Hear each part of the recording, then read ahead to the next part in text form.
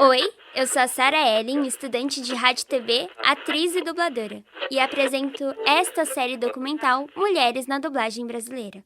No primeiro episódio, vamos conversar com as atrizes, cantoras e dubladoras brasileiras Clara Passos e Maria Clara Roses. E para entender um pouco da história, entrevistamos também a atriz e dubladora Raíssa Martins.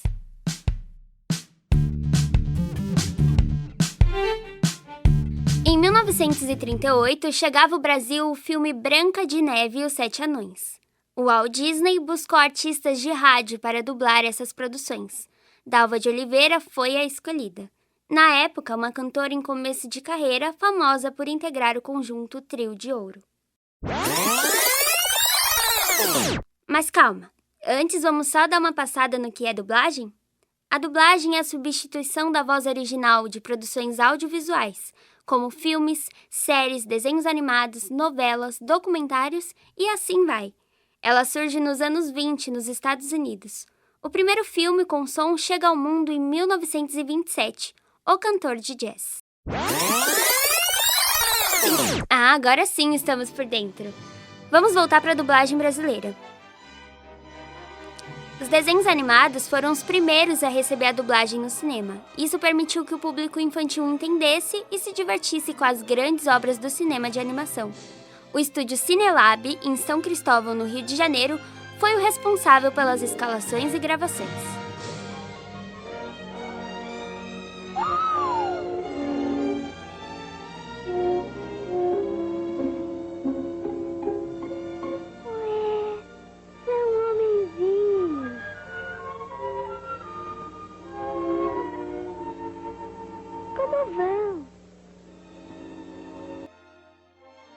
E querem saber uma curiosidade? Apesar de ser cantora, não foi Dalva quem cantou na versão brasileira do filme animado. A Walt Disney Company escolheu a soprano Maria Clara Tati Giacomi para as canções. Eu quero que o meu amor... Maria Clara também tinha experiência no rádio, porém ganhou projeção após se formar no Instituto Nacional da Música e ingressar no Teatro Municipal do Rio de Janeiro. Já temos mais 2 mulheres nesse mercado.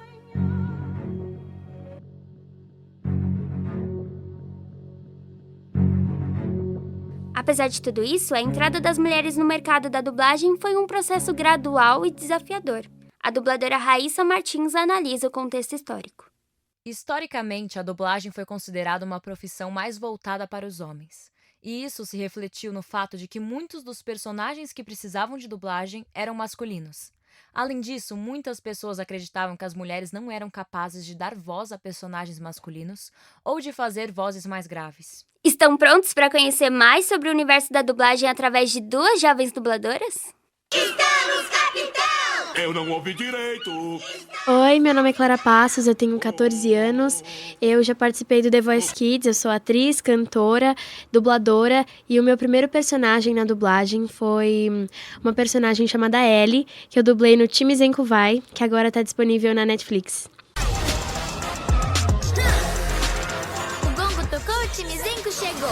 Parece que temos um cybercão a soltar na cidade. Oi, gente, eu sou Maria Clara Roses, sou cantora, dubladora e atriz, tenho 16 anos e o meu primeiro personagem na dublagem foi a Tag Patas de Vai Cachorro Vai, que é uma série da DreamWorks que também tá na Netflix. Bom dia, cachorros! Hoje é o dia! Ei, vovó, acorda! Ei, biscoito, escova os dentes. Gilbert, faz o café. E eu farei o restante! Que confusão é essa? Como vocês começaram na dublagem? Essa é uma pergunta que muitas pessoas fazem ao assistir filmes, séries e desenhos animados dublados. E para entendermos como essas dubladoras chegaram a esse trabalho, é necessário conhecer um pouco da trajetória delas. Primeiro, Maria Clara conta o desafio que recebeu no seu primeiro trabalho. Em seguida, Clara Passos comenta sobre a sua entrada. Foi insana, porque eu audicionei em 2020, de fevereiro de 2020 eu audicionei. Isso eu contei no meu TikTok, gente. Eu adicionei pra uma personagem da DreamWorks. Eu nem tinha feito curso de dublagem ainda, porque como eu tinha acabado de entrar na pandemia, tava tudo que meio começando, não sei explicar, eu tava ainda pesquisando. E eu adicionei em fevereiro pra uma personagem da DreamWorks, uma protagonista, sem saber dublar. Meu teste foi uma loucura, os diretores me ensinaram a dublar no teste, né, entre aspas. E demorou 5 meses pra resposta sair, eu já tinha certeza que eu não ia passar. Eu já falei, mãe, não passei, óbvio. Aí em julho de 2020, na metade da pandemia, ou no começo... O diretor me ligou e falou que eu tinha passado pra personagem principal, pra Tag Patas, de Vai Cachorro Vai. E foi uma loucura, e quando eu iniciei as gravações foi doido, porque é uma coisa que, por exemplo, 40 segundos, você grava rapidinho, eu demorei 1 hora pra gravar 40 segundos. Quem é dublador sabe que isso é muito nada a ver. Mas foi correr contra a maré, porque eu comecei a estudar muito, comecei a me dedicar bastante. E foi muito divertido, de certa forma, porque ela era uma personagem que tem muito a ver comigo, ela é muito acelerada, ela é muito enérgica, ela fala muito rápido, ela é doida e é criança. Então, eu tinha 14 anos quando eu comecei a dublar tag, dublo até hoje. Então, foi muito doida, foi uma experiência bem doida, bem divertida e muito memorável. Então, a minha primeira personagem, eu acho que eu fiz o teste dela no meio de 2021, que foi logo depois que eu terminei o meu curso de dublagem que eu tinha feito. Na verdade, já tinha feito um antes da pandemia, de 30 horas, mais ou menos, bastante tempo. E depois eu fiz um outro no meio da pandemia, porque eu ainda não tinha ingressado muito no universo da dublagem. E eu queria. E aí, um dos diretores que estava me dirigindo no curso... falou, olha, Clara, a gente tem um perfil aqui muito parecido com você, por uma dublagem, você quer participar do teste? Eu fui lá, fiz, e era uma personagem muito parecida comigo, porque ela atua, ela canta, e é uma protagonista também de um desenho animado, onde as crianças, elas buscam ajudar as pessoas da cidade delas, sem que as pessoas percebam que estão sendo ajudadas. Então é muito legal, são 4 protagonistas, eu faço a Ellie, e... a personagem, ela também é bem novinha, mas foi uma experiência muito legal que eu sempre vou guardar comigo. A dubladora Raíssa Martins explica a diferença entre voz original e dublagem. Dublagem é quando substituímos a voz do áudio original. E voz original coloca o artista de voz dentro do processo criativo desde o início, criando algo especificamente para aquela obra. A entonação, interpretação servem para ajudar nas outras etapas da produção do projeto, consolidando as características do personagem. Já a localização, usada na localização de games, vai além da tradução da língua. É você trazer a expressão, a frase, para a forma que é dita naquele país. Como é o caso de produções como Irmão do Jorel, Peixonauta, a primeira animação 100% brasileira, e O Show da Luna. Todos são trabalhos com voz original. Clara Passos conta sua experiência. Olha, eu já fiz um trabalho para voz original, que foi uma personagem, uma releitura, na verdade, de um conto de fadas, que na verdade é da Oreo e tá no Globoplay. Foi escrito pelo Lázaro Ramos e o programa, assim, entre aspas, se chama Faz de Contos. E eu fiz a personagem da Chapeuzinho Vermelho, só que recontada. Então, eu fui a voz original, mas esse foi o único trabalho que eu fiz. Anos se passam e a dublagem evolui. O elenco de dublagem agora não precisa mais trabalhar todos juntos no mesmo horário dentro do estúdio. No passado, o filme levava de 2 a 3 vezes mais tempo para ser dublado. Isso porque só tinha um canal disponível para as gravações das vozes. Apesar de não serem dessa época, as dubladoras Maria Clara e Clara Passos comentam. Eu sei muito, muito pouco. Eu lembro que ainda era de... Eu não lembro o nome do negócio. De rolos de filme ainda. Lembro que tinha pouca tecnologia na época. Sei muito por cima. Eu também, eu não sei muito bem, não. Eu só vejo alguns vídeos de gente gravando, tipo, todo mundo junto. E se um errasse, tinha que voltar a cena inteira. Como se fosse, tipo, cena de novela, de filme sendo gravada mesmo. Todo mundo together, no mesmo lugar. A concentração de estúdios está em São Paulo e Rio de Janeiro. E as diferenças são notáveis. No Rio de Janeiro, por exemplo, o sotaque é mais carioca, com pronúncia e entonação do R. Em São Paulo, o sotaque é mais neutro, com menos destaque na pronúncia do R e uma entonação mais suave. Embora existam algumas empresas e estúdios de dublagem que atuam em ambos os estados, há muitas empresas diferentes que trabalham exclusivamente em uma das duas cidades. Isso pode resultar em uma diferença no padrão de qualidade da dublagem e na escolha dos atores e dubladores que participam das produções. Classificando uma última diferença, a abordagem na tradução e adaptação, com cultura e expressões locais. No entanto, ambas as regiões têm tradição na dublagem e contribuem para o mercado audiovisual brasileiro. O único trabalho no Rio que eu fiz foi o The Voice, mas não tem muito a ver com a dublagem, né? Foi uma coisa totalmente diferente, foi gravada de uma forma diferente, mas eu já fiz uma gravação de dublagem para uma empresa de Santa Catarina, só que como foi em home studio, foi online, eu não consegui perceber muito a diferença, porque foi num local que eu já tinha gravado, né, no meu home studio, e eles só faziam como uma dublagem normal, me passavam o texto e eu lia, via a cena, então eu não sei muito essa diferença. Não cheguei a dublar ainda no Rio de Janeiro, para as empresas do Rio de Janeiro, dublei em Campinas, mas eu também tive um trabalho de audiovisual, que eu fiz The Voice Kids também no Rio de Janeiro, em 2018, nada a ver com dublagem também, mas eu acho que as diferenças que devem ter de dublar de outro estado, deve ser de palavras-chave do diretor, além, claro, do sotaque, deve ser palavras-chave, que a gente em São Paulo pode ser de um jeito, lá pode ser dito de outro jeito, mas acho que de resto deve ser igual, não tenho certeza. Jutsu Multiclones da Sombra! Base na velocidade de ataque e no estilo de luta dele, eu preciso de 3 clones para distrair.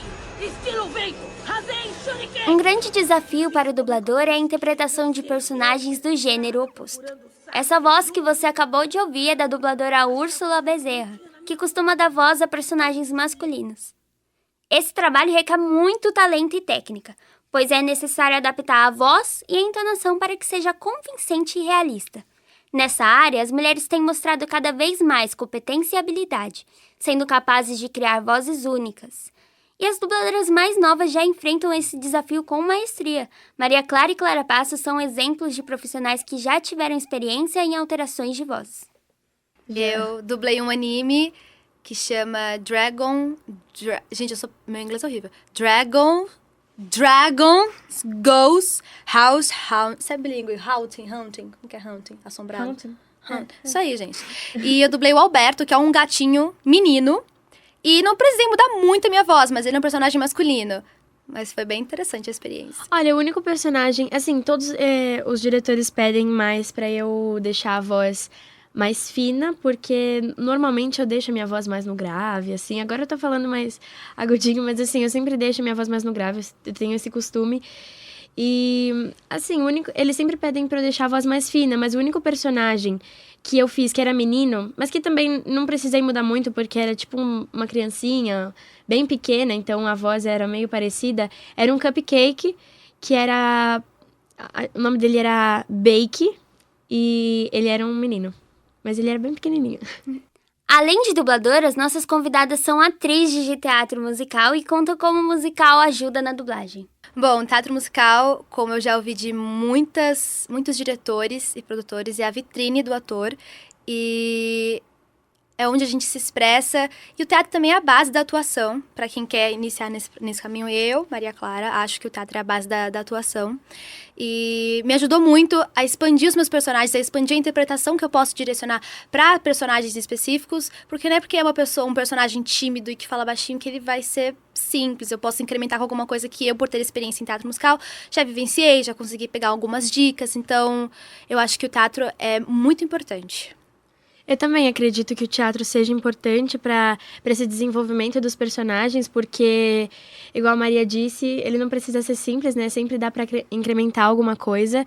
E, assim, vários personagens também, eles, por exemplo, tem canto, tem algum personagem que canta, e isso ajuda bastante na hora de você passar para algum trabalho, porque se você tá entre duas pessoas e uma delas canta e tem uma música, mesmo que seja pequena, talvez você tenha mais possibilidades. O teatro musical também ajuda bastante isso, porque a gente sempre tá juntando, né, a atuação com a dança e o canto. O corpo de voz também, que a gente aprende no teatro, é muito importante.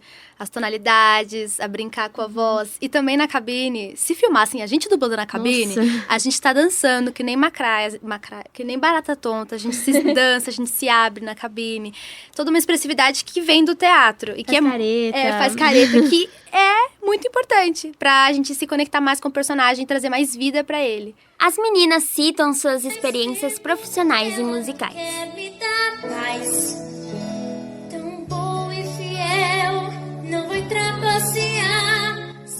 O primeiro musical profissional que eu fiz foi esse ano, na verdade.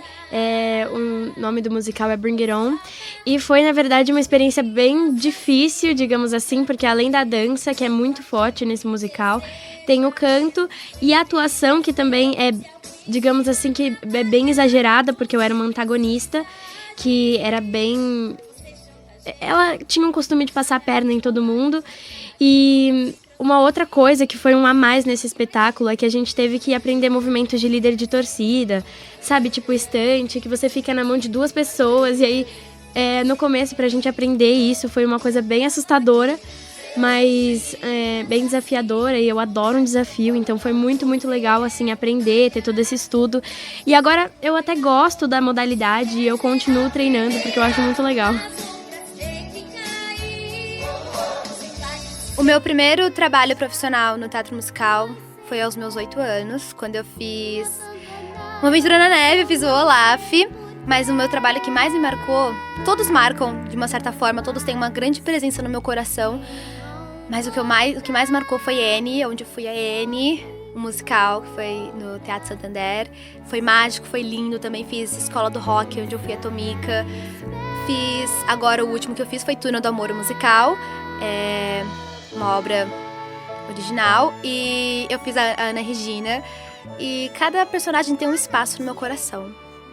E é muito divertido o desafio e as dimensões artísticas de cada personagem, porque a Anne é bem diferente da Tomica, que também é bem diferente da Ana Regina, que também é bem diferente de outros personagens que eu já fiz, e é muito doido fazer várias facetas assim.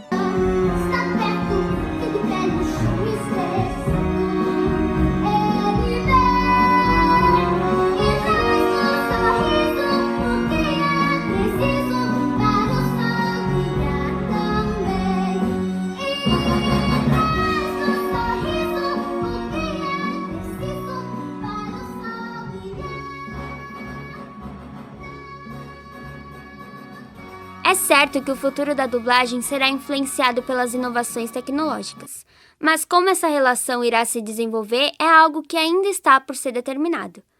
O que pode ser esperado para o futuro da dublagem? Olha, eu acho que ela tá cada vez melhorando, porque a tecnologia, eles estão usando muito a tecnologia a seu favor. Com a pandemia, a gente começou a dublar mais nos home studios e agora a gente pode dublar de qualquer lugar. Por exemplo, eu dublei com uma empresa de Santa Catarina, então não precisei ir até Santa Catarina para dublar. Consegui dublar no meu home studio. Então isso abre mais portas para você dublar no estúdio que você quiser e no estúdio que der oportunidade para você. E eu acho que cada vez mais isso vai ajudando novos talentos e novas oportunidades que cada vez mais chegam para as pessoas. A dublagem brasileira, ela é a melhor dublagem do mundo, e eu tenho muita fé e muita certeza de que, com o passar dos anos, ela se tornará cada vez melhor e a maior. Nossa, como a Clara falou, a tecnologia está cada vez mais avançada, então a gente usufrui de coisas como o próprio home studio, que é incrível. E é isso. Tenho certeza que vai ser um grande sucesso, mais do que já é. Esse podcast foi produzido para a Unidade Curricular de Projetos em Mídias Sonoras, com orientação dos professores Eliane Basso e Sérgio Pinheiro. Roteiro e entrevista de Sara Ellen, direção Laura Bassi, assistente de direção e sonoplasta Jéssica Borges, produtor Rodrigo Medinila e Vitória Malaquias e pós-produção de Laura Bassi e Sara Ellen. O podcast usou áudios do filme Branca de Neve e os 7 Anões da Disney, Bob Esponja da Nickelodeon, trechos de áudios da Alva de Oliveira e Maria Clara Tati Jacob. Desenho Vai Cachorro Vai da DreamWorks, Times Enco Vai da Netflix. Efeitos sonoros do site freesound.org. Trechos dos musicais Annie e Bring It On. Trechos de desenho e vozes de Úrsula Bezerra. As mulheres trazem uma nova perspectiva para a dublagem. Elas também são capazes de interpretar personagens masculinos de maneira muito convincente, quebrando estereótipos de gênero e adicionando mais variedades aos trabalhos de dublagem. Além disso, a presença de mulheres na dublagem é importante para a representatividade, especialmente em um mercado que por muito tempo foi dominado por homens.